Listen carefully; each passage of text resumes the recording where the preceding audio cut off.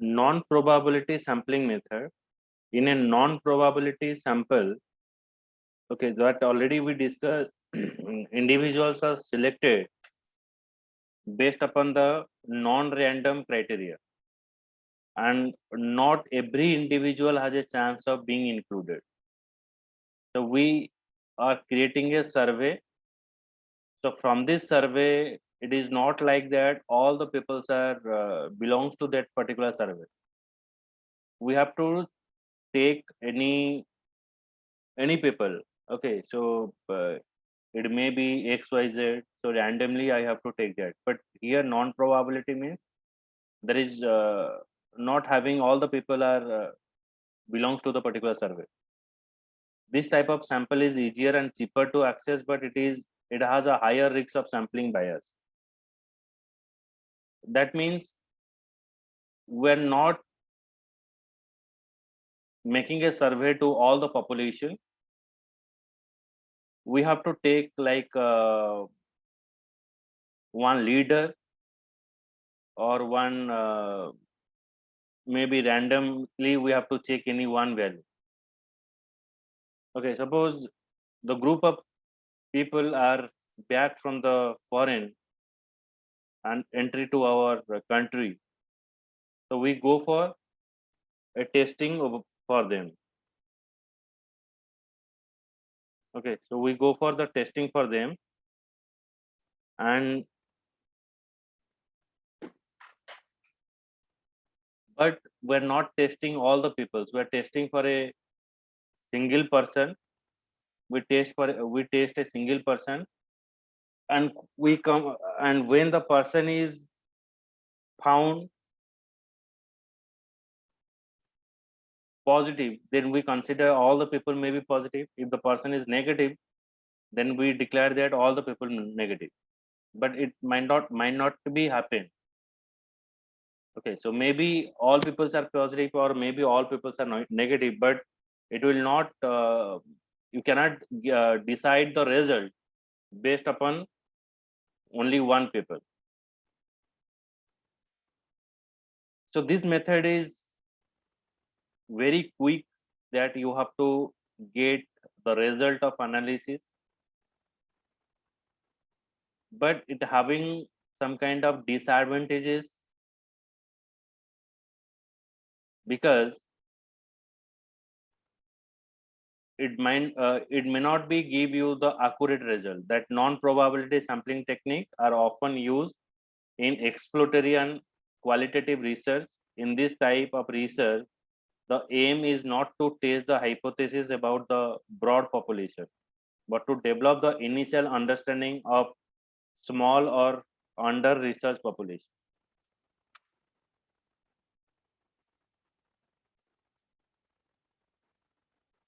Convenient sampling is what? A convenient sample is simply include the individual who happen to be the best accessible to the researcher. Convenient sample simply include the individual who happen to be most accessible to the researcher. This is easy and inexpensive way to gather the initial data, but there is no way to tell if the sample is representative of the population. So it cannot produce the generalized or generalizable result.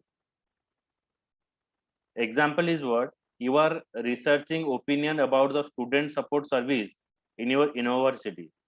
So after each of your class, you ask your fellow student to complete a survey on the topic.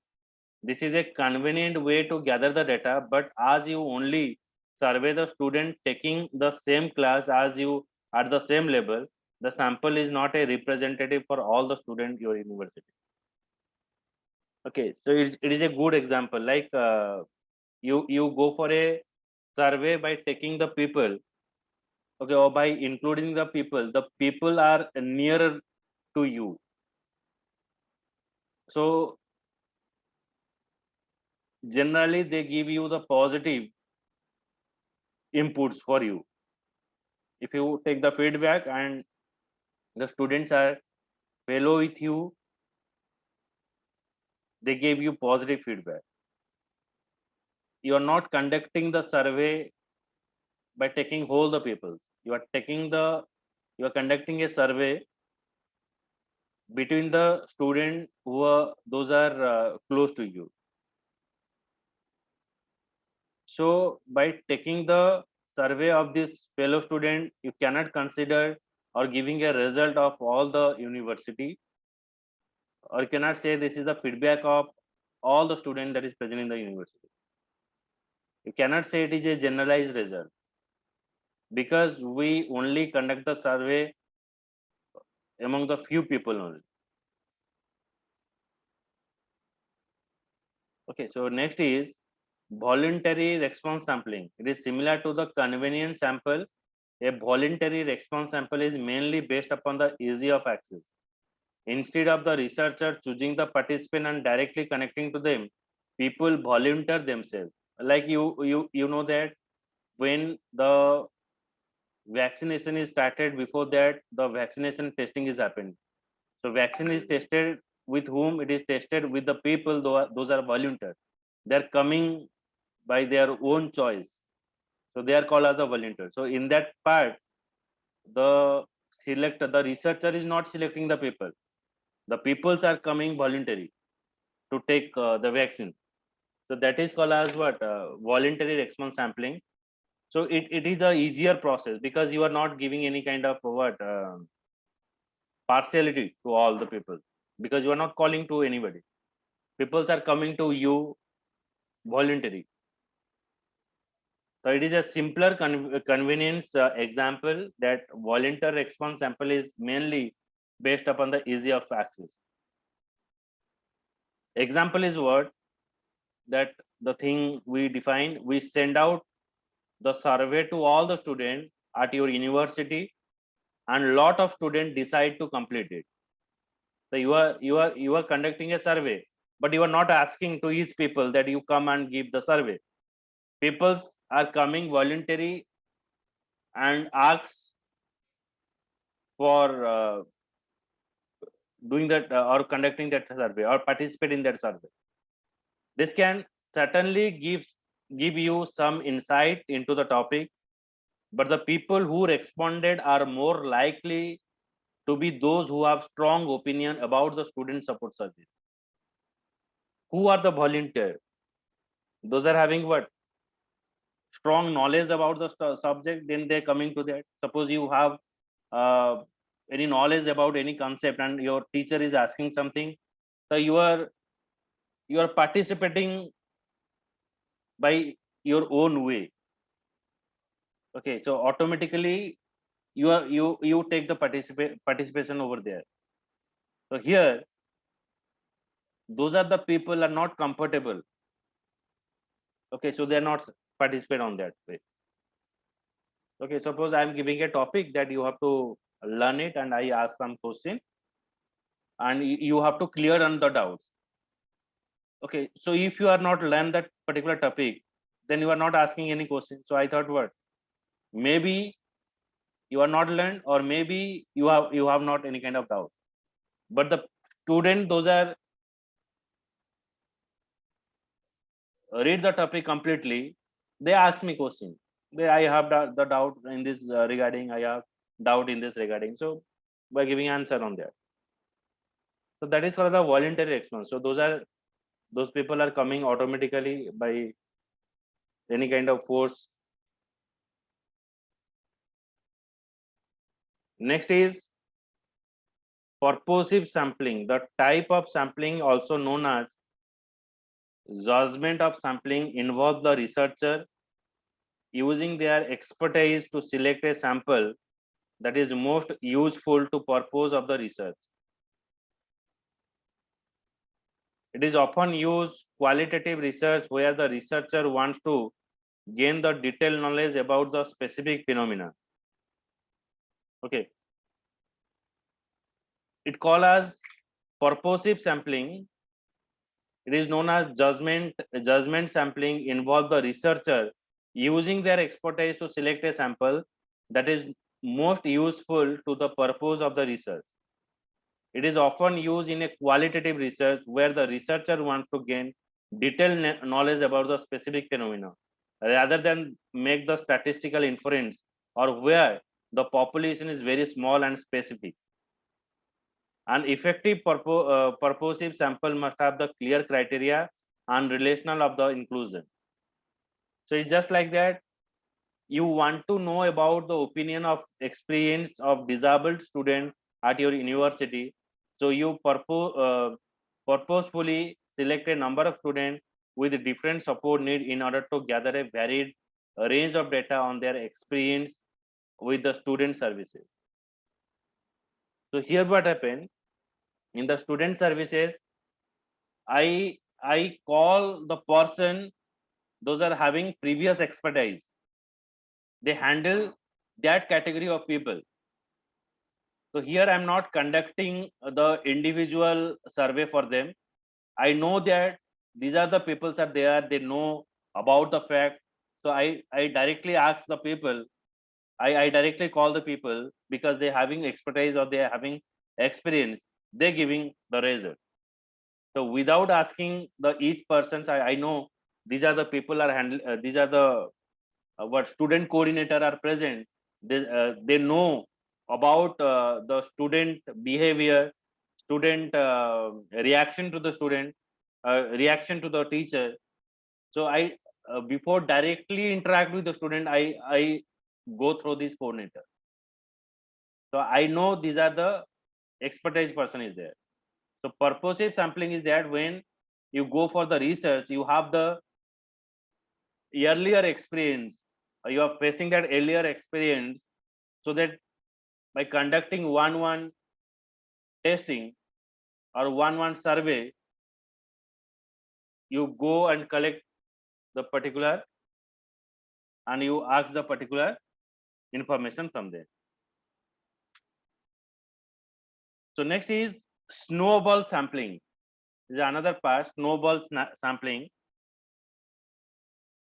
This type of sampling, also known as judgment sampling, involves researcher using their expertise to select the sample that is most useful to the purpose of research. Okay. So it is actually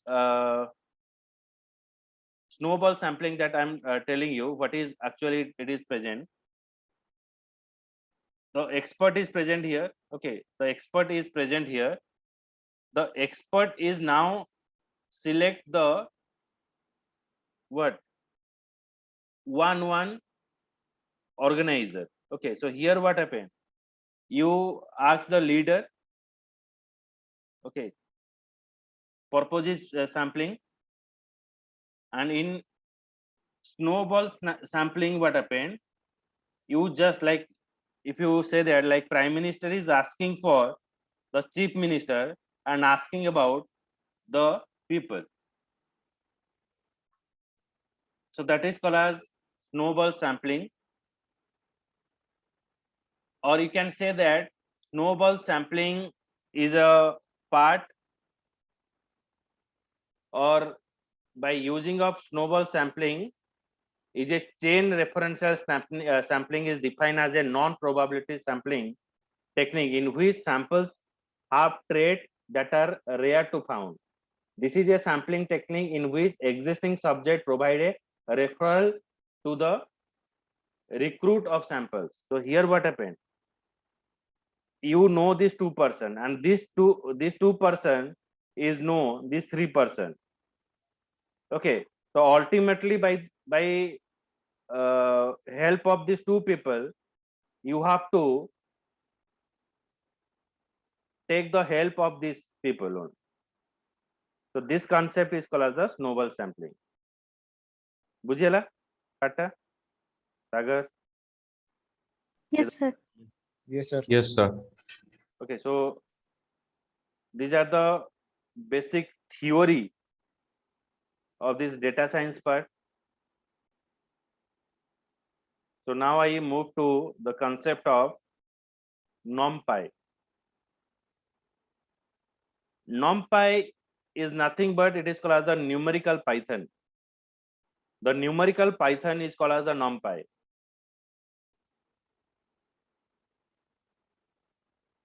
The array is having some kind of disadvantages,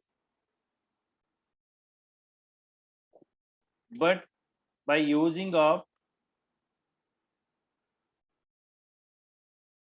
NumPy, you can create various type of array. You can create one-dimensional array, two-dimensional array, three-dimensional array. So any type of array you can create by using of the NumPy. NumPy is the core library of scientific computing in Python. It provides high performance multi-dimensional array object. A NumPy array is a grid of values. Grid means what? Is just like that. The picture is saying that grid. Okay, means you store the element in the form of a cell, and it also having a indexed by a tuple of non-integer value.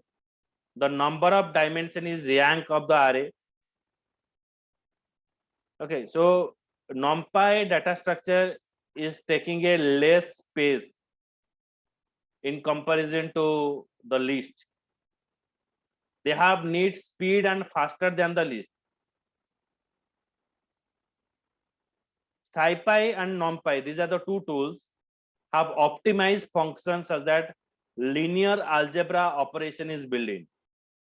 SciPy and NumPy, these are the two tools are present, or these are the two tools of your Python data science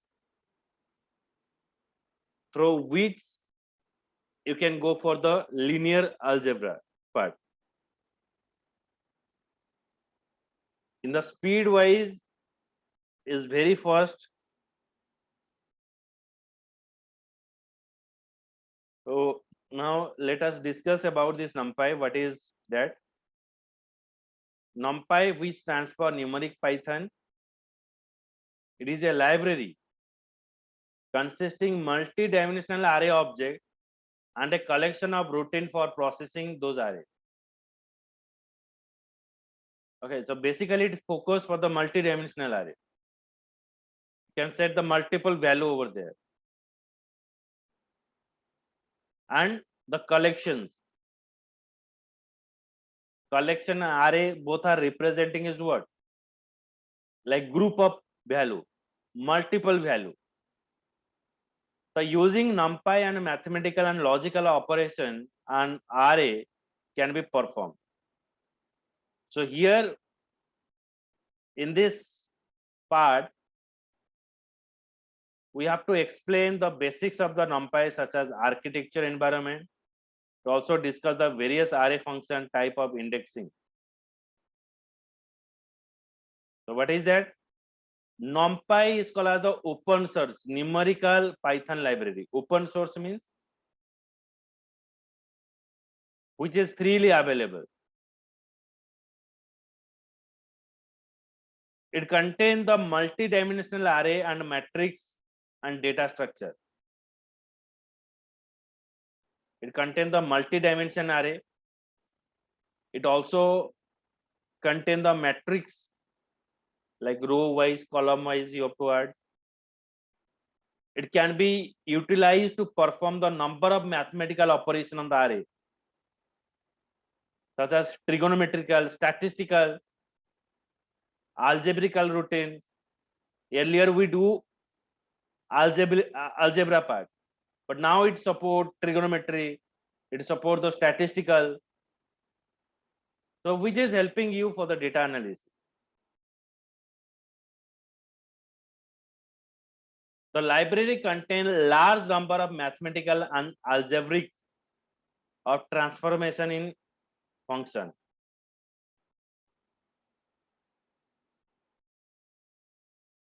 NumPy is an extension of numeric,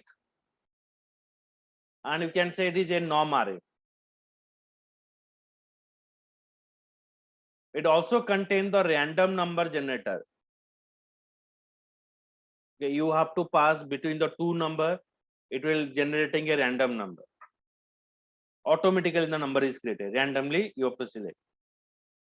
You can pass a range value, range random, or you can write the random. So it is randomly generated the number. NumPy is a wrapper around a library implemented in the C. Some of the library that is used in the C is wrapping in NumPy. Pandas also we have to cover. Pandas object rely heavily on the NumPy object. Essentially, Panda is extends from the NumPy. These are the data means main data analytic tools that we are using, or in the data science part, we are mainly use this NumPy and Panda.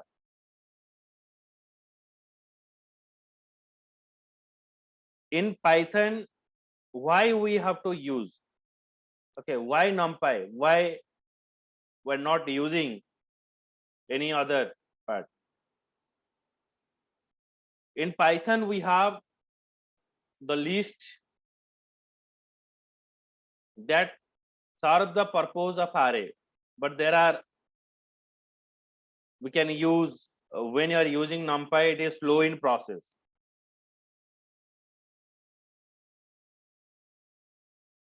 NumPy aims to provide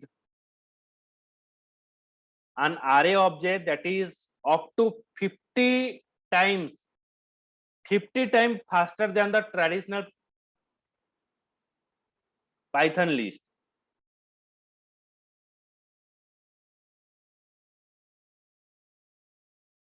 The array object in the NumPy is called as the ND array.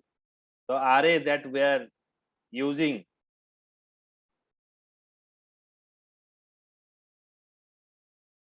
that is called as the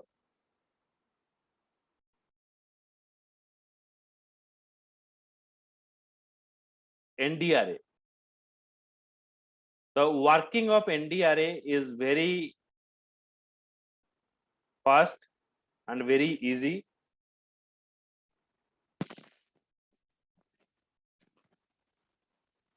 Array are very frequently used in the data science where the speed of resources are very important. Why array is used? Because you have to, data science means you have to work with the data. You require the multiple set of information. And now, when you work with the multiple data,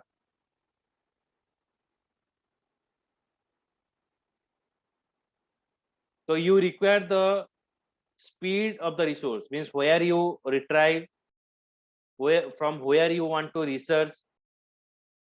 So from that location, you have to get the information easily. This NumPy is created in 2005 by Travis Oliphant. Okay, the name of the scientist is Travis Oliphant. Okay, he is the scientist, he is developing the NumPy. Why we're using it? Because the NumPy contain the mathematical and logical calculation of an array. Mathematical and logical calculation is present in the array. Then we're using Fourier transform and routine for shape manipulation. It has some kind of built-in function for linear algebra and random number generation that we discussed. And most important thing is it is used for the scientific calculation. It is faster than the Python list, just we discussed. It is fast because it is associated with the C programming language. Lot of C programming library is included in this Python library or NumPy library. Okay, so it was developed in 2005. The scientist name is Travis Oliphant. Okay, remember that name or you have to write. Travis Oliphant is developed is created this NumPy on the year of 2005. Okay, Nom for numerical, Pi for Python, so that it is called as a NumPy. Okay, so that is the work of, that is the actually meaning of this NumPy, and it is very faster than the traditional. Okay, if you want to work with the NumPy, first of all you have to import a package, just like we can say like header file, modules. Okay, so for to work with the NumPy you have to import it. In the Java we are using import statement, importing, include. So you have to import the library to your program. Okay, so we have to use this import NumPy statement. Okay, so another benefit we can say before I go to this part, NumPy is again or alternatively it is called as MATLAB. So where now you hear this word MATLAB is an emerging technology. Okay, so NumPy is that alternate for the MATLAB. MATLAB alternative is NumPy. Now see that how much it is stronger. A programming platform, it is designed specially for engineer and scientists for the data analysis. This tool is basically developed for the scientist, data scientist or data analytics, for develop the algorithms, creating models and applications. NumPy is used with the packages like SciPy, Matplotlib. Matplotlib is what? Basically, if you check Zomato, Rapido app, Swiggy app. Okay, so the captains or the Zomato boy, how they coming to know that where there is heavy demand is present. So they move to that particular hotel or move to that particular place by using this Matplotlib. It is giving you the points where the maximum order is there or maximum heat is there. So where the maximum heat and order is there, they move to that place and they easily get the order. Okay, if the Zomato and Swiggy delivery boy are present at the smart city or the city, main city of any district, then they get the order. If they move to the interior area, like Kalahandi, like Koraput, where the hills are present, there is no movement for any vehicle. If they stand over there to get the order, then they cannot get it. People are not knowing about that. Okay, so it is basically the plotting. Matplotlib is working on that way. It supports one-dimensional array, which is referred to as a vector. It supports the two-dimensional array, referred to as a matrix. It supports the three-dimensional array, which is called as the tensor. The three tools we are using: vector, matrix, and tensor. Okay, so here we're using the three part. Okay, so just I add the note here.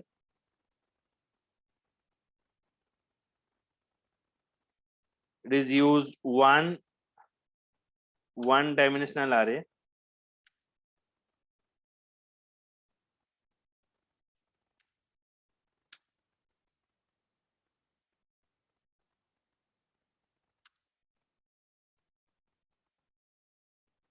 is referred to as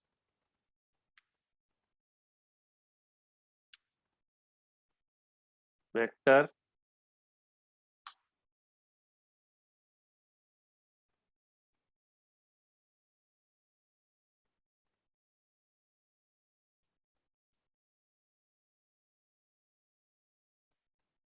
next is one dimensional array.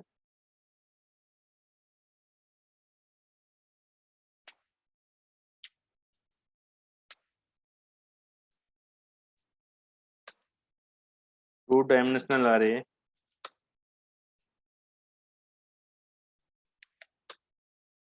referred to as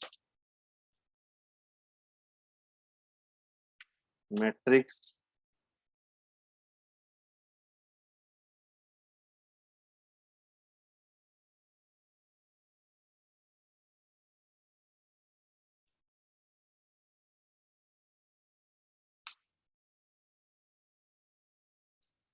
then three dimensional array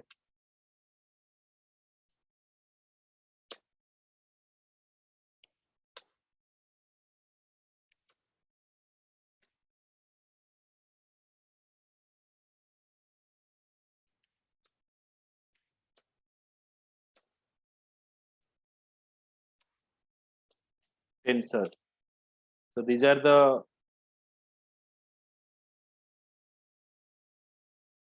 three things we have to use.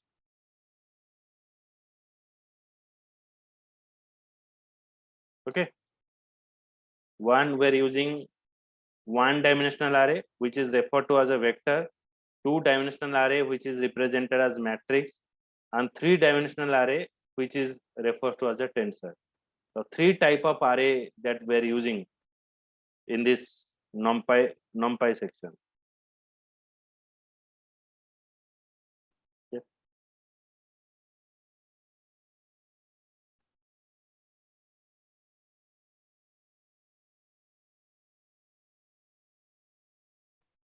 Okay, so these are the three important thing or three important part that we are using in the NumPy, and for working with NumPy, it is already inbuilt with your latest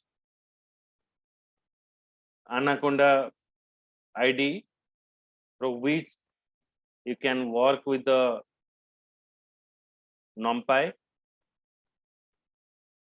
Okay, so I just open it.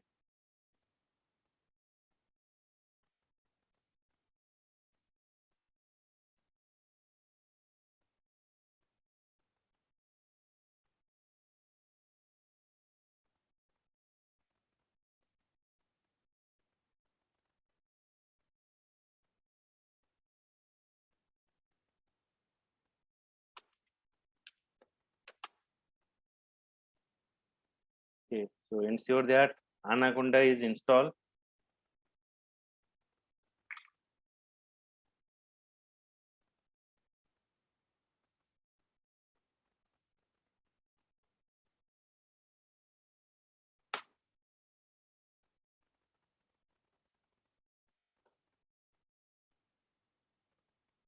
Okay, so basically you have to use Jupyter notebook that already we are familiar with. Then through that Jupyter notebook, you can work with this NumPy. Okay, so it will take some time. So in the next class we start with this programming. Okay, so it will take the timing to open. We're not having enough time. So in the next class we start with this programming part, how this NumPy is actually working. Okay,